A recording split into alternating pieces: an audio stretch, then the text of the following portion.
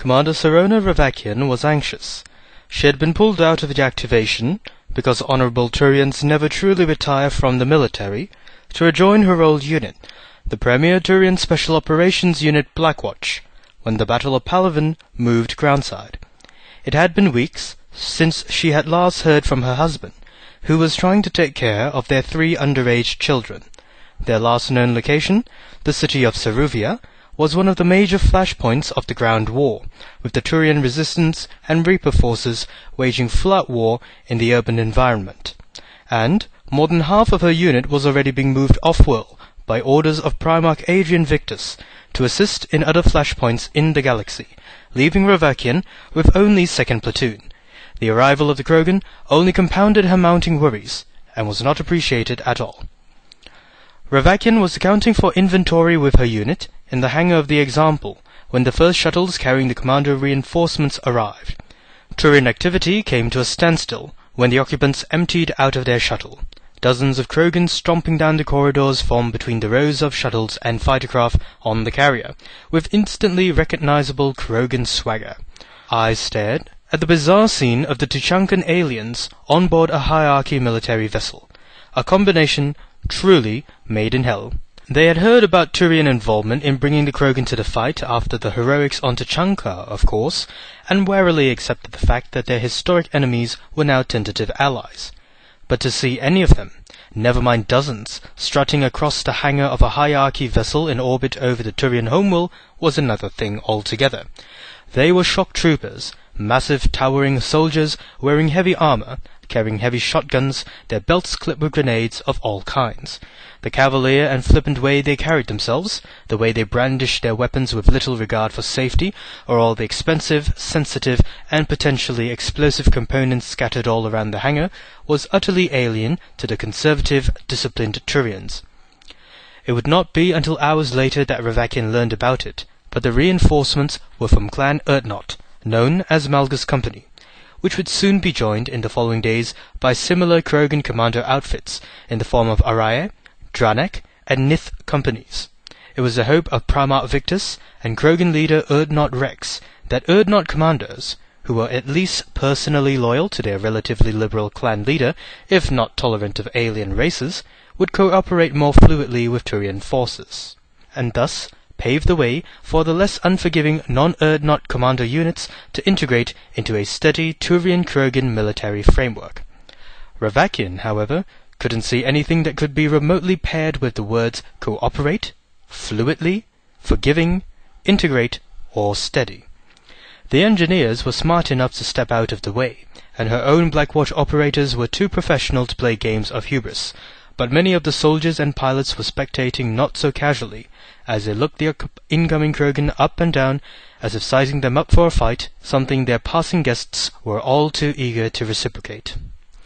Ravakian's executive officer, Lieutenant de Helsrang, was unrestrained in his frankness. "Great," he muttered to his commander, as the Krogan marched by. "Now we're all going to die before the Rapers kill us." It was not the first time Ravakian's career involved Krogan, regardless of whether it was with them or against them. Much of Blackwatch's history, in fact, had revolved around deniable operations that involved Krogan mercenaries in one way or another. She was familiar with what Krogan commanders were capable of, and respected their capabilities, but she didn't hold them in awe. Ravakian accepted that the individual toughness displayed by Krogan physiology granted them greater leeway in operational audacity that other races had to compensate via teamwork. Krogan commanders that had survived the ages also benefited from their long lifespan, and had accumulated centuries of experience from battles no one else, other than the older Hasari, had seen. But the arrogance, bloodlust, and overconfidence of the Krogan, to say nothing of their complete lack of discipline save alpha male authority, bordered on the comically incompetent. Ravakian recalled a mission, where, as a lieutenant at the time, Blackwatch hired Krogan mercenaries to act as decoys, to draw attention away by simulating mercenary gang warfare. The simulation ended up occurring several days in advance in the planning room, when a casual insult from one Krogan ended up starting a free-for-all head-butting brawl between the 4 mercenary Krogan leaders in a room with Turian Blackwatch officers. Ravakian had tried to step in to stop the fight, but her commander stopped her, escorting the officers out of the room as the Krogan worked out their differences. By the time the Turians went in, after the sounds of crashing and Krogan bellows had stopped, 2 of the mercenaries were dead, another unconscious, and the last slumped against a corner of the room, bleeding out. Needless to say, the Turians didn't get a Krogan diversion for that operation. As the leader of Malgus' company, Urdnot Nakmor's attitude towards the Turians was similar. He acknowledged that the Krogan ought to learn a thing or two about Turian discipline, given that even Turian mercenaries generally tended to follow orders despite personal misgivings, a stark contrast to what Urdnot considered to be mewling and grumbling amongst many of the Krogan rank and file. But, like everyone else, the Turians were small, soft, and fragile, at least when compared to a Krogan. They were overly reliant on technological advantages, using them as a crutch, which dulled their instincts and capabilities in combat, something Urdnot considered unforgivable. Take away their tech, and the Turians were only so much meat. Where the Krogan dared to try new strategies, the Turians were staid and uncreative. News of 3 successive major failures on the Navy's part only reinforced the stereotypes in Urdnot's mind, as did the sight of the Turian wounded scattered across the ship. The Example's medical bay was at full capacity, so further casualties had to be placed wherever there was room, or somehow tough it out. The sight of so many limping Turians was horrible for morale, and no ship would logically keep so many of them around while in active combat. But the Example's problem was shared across almost every other ship and installation around Palaven space. The surface of the planet and the 2 moons were flooded with Reaper troops, and casualties could not be sent there.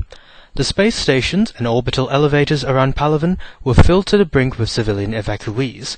The hierarchy had told them to get as far up into space as possible to expedite evacuations, but the Turians soon found themselves with few ships to spare to get the civilians out of the Trebia system.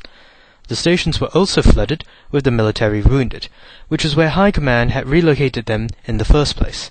The same went for the bases on Monet and the shipyards of Nanus. There was an overwhelming amount of wounded amongst the Example's crew, as well as the pilots on board, as well as ground troops and marines being ferried by the carrier, simply because there was nowhere else to put them. But the Krogan had not undergone that problem. They did not know the context, nor did they care for any other explanation than their own. As far as they were concerned, the Turians were weak and battered and bruised. The Krogan were being called upon to save the galaxy from their troubles again, and that gave them the supreme uncontested right to gloat mightily. They were here for glory, and because their clan leader said so, not out of any love for Palaven or the Turians. The Marines wondered who came up with the idea of bringing Krogan aboard the Example. The army might have appreciated Krogan reinforcements more, but the Navy had never asked for Krogan assistance, felt they did not need them, and this attitude managed to seep down to even the lowly Marine NCOs and Navy technicians. "We need more ships and bigger mass accelerators," said Serviceman Second Class Lannis Vadim, explaining the prevalent thought amongst Navy personnel at the time. "If we absolutely had to, we can bombard Palaven, purge it clean of Reaper forces, and rebuild. But until we destroyed the Reaper ships, we weren't going to be going anywhere, and the Krogan sure as hell weren't going to be helping us with that." Ravakian and Hellsrang didn't think that way, and they were pretty sure that Blackwatch's 2nd Platoon agreed with them, that the Navy was writing off the ground battle too quickly, and that having any extra assets was always a boon, regardless of whether or not it was what they wanted. What they were most concerned about, however, was unit cohesion. On the best of days, Ravakian would have to make sure a Turian and a Krogan didn't kill each other if they were in the same room. Now, High Command was trying to tell them to play nice, because the Krogan was somehow essential to the overall war effort, something that might have been easier to stomach if Malgus' company hadn't been so insufferable. They had a live grenade on their hands, and now Blackwatch could only hope it exploded while the Turians weren't the ones holding it. The only thing that the Turians were remotely thankful for, in terms of the Krogan arriving, was that they had done so with a ridiculous amount of ordnance, especially in the form of special ammunition and grenades. The industrial bases that produced infantry weapons and supplies were largely on the surface of Palaven and Monet, neither of which was safe, even by Turian standards, to approach solely for infantry supplies anymore, given that it didn't look like the Marines were going to be getting any action anytime soon. This meant what limited ordnance that wasn't been given to groundside defenders on Monet was being allocated down a predetermined list of ships, and Ravakian had a feeling that the example was pretty far down that list. If Tachanka lacked anything, however, it certainly wasn't anything that killed people. Malga's company had stacked their transports full of special ammunition and explosives, and Urdnot had the presence of mind to order his commandos to share the surplus. Vice Admiral Cetesius Lantia, architect and original proponent of Operation Whiskey Corridor, boarded to make inspections. It was an unwelcome development, because Ixius had to run the ship tighter than it already was, in preparation for the Vice Admiral, and tighter was probably the last thing the crew of the Example needed, considering half of its passengers were now casualties, walking or actual.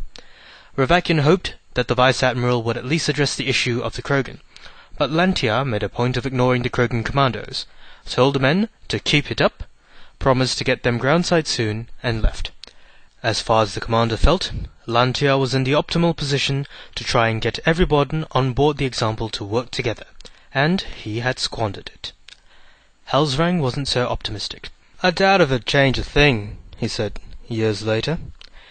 "If anything, trying to talk about how the Krogan were one of us now probably would have stirred the men into simmering anger. No one forgot about his personal clusterfuck that was Whiskey Corridor, and no one was about to forgive him for it any time soon." Still, it wasn't all bad news. Ravakian reasoned that with the Krogan here by personal entreaty of Victus, and if the Primarch himself was now committing the Krogan to Palaven, it meant that there was going to be some kind of play soon, a chance to get real ground beneath her feet where she could take the fight to the enemy.